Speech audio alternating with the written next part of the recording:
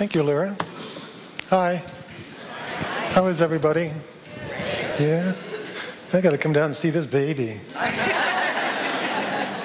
Let me hold that little guy, can I? Hi there.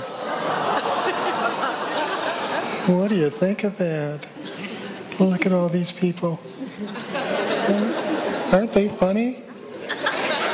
Yeah. They're just laughing. Thank you. Now then, if you want to have an experience like that, we have an angel loft upstairs where the babies go to at church time, many of them, and you can go up there and you can just hold a little baby in your arms, and it's the sweetest experience. It does last for an hour, and their moods can change, but you have to capture the moment. Anyway, it's good to be here this morning. Thank you for coming. And gosh, sun broke through. We have sunshine at last. Isn't that delightful? Yeah. Yay, sun.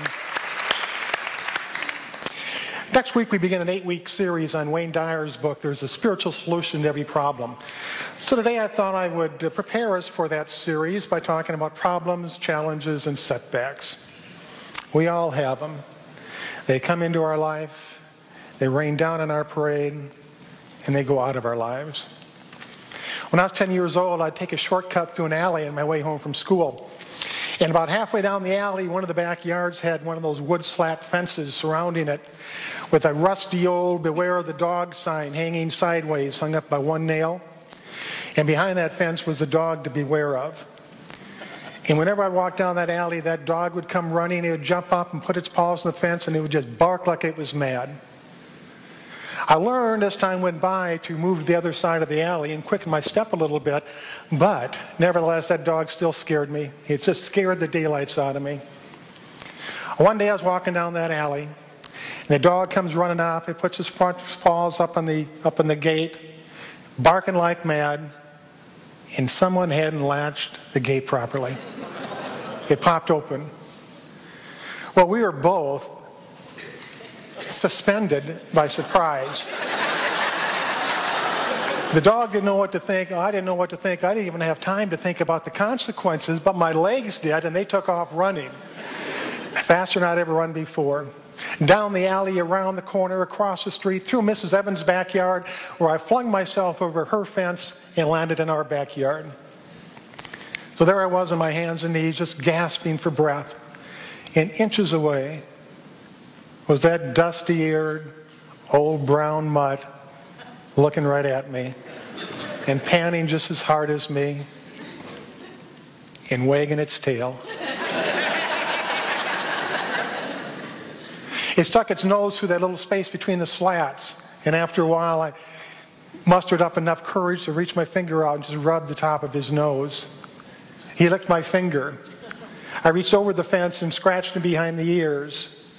He continued to wag his tail, and I thought, this dog is nothing to beware of.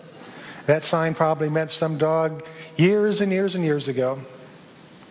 Now, I tell you this story because we go through our lives and we have constant beware of something signs in our heads. And that beware of something is usually the result of self-doubt, lack of confidence, and limitation. So it's like beware of problems. Probably won't be able to solve them. Beware of challenges. I probably won't be able to overcome them. Beware of setbacks. If I get knocked down, I'm not going to be able to get back up. Beware of uninitiated changes because they're bound to bring something bad into my life. It is beware, it is beware, it is beware of life, like it's a barking dog about ready to bite us. Isn't that true? Yet problems, challenges, and setbacks are a natural part of life. Matter of fact, human history is people solving one problem after another after another. We're wired that way. We're intelligently wired to solve problems. We're genetically endowed to solve problems. We're creative to the point to solve problems, overcome challenges, and rebound from setbacks. Yet when they come into our lives, our first reaction is fear, doubt, disruption, disturbance. I don't want this to happen. And that is the result of a three-step movement in mind. When we move into something that we've not experienced before, whether it's an uninitiated change, a problem, a challenge, or a setback, the mind makes three movements. And the first is, we want to be in control. We want to be in control of our lives.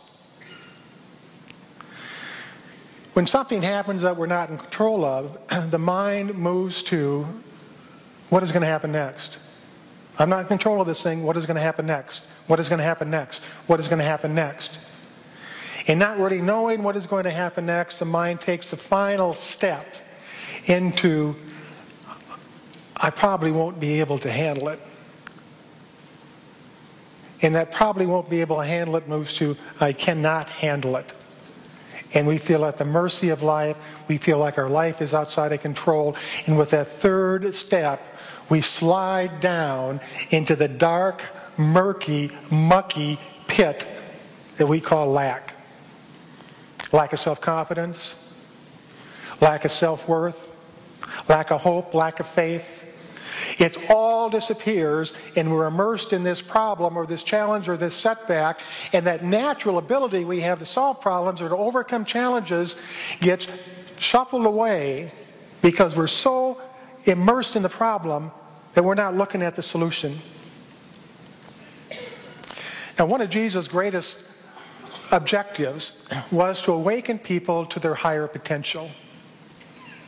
He wanted them to rise up and move beyond all of the worry and the fret and the fear that they experienced as a result of the disruptions in life. Now, when we read the Bible, we can read it three different ways. We can see it as a historical picture of the Hebrew people. We can take it literally, which means every single thing in the Bible is literally true. Or we can take it allegorically. When we take it allegorically, we take the stories in the Bible as something that have a valuable lesson within them that we can choose to apply in our lives and make our lives better. When we take the Bible allegorically, it's not a religious venture. It is simply a learning venture. What does this story have in it that I can learn from and that I can practice in my life? Now, in the book of Matthew, there's a story about the disciples. They're in a boat. It's late at night, out in the water, and a storm comes up. The waves are high. The thunder is crashing down. They get very, very scared. They're all huddled in the hull of the boat. And then all of a sudden, off in the distance, they see Jesus coming towards them. And Jesus is walking on the water. And Peter, one of the disciples, yells out, "If that's really you, Jesus, make it happen so that I can come to you." And Jesus held out his hand and says, "Come to me, Peter." Peter gets out of the boat, steps gently in the water. He begins walking towards Jesus.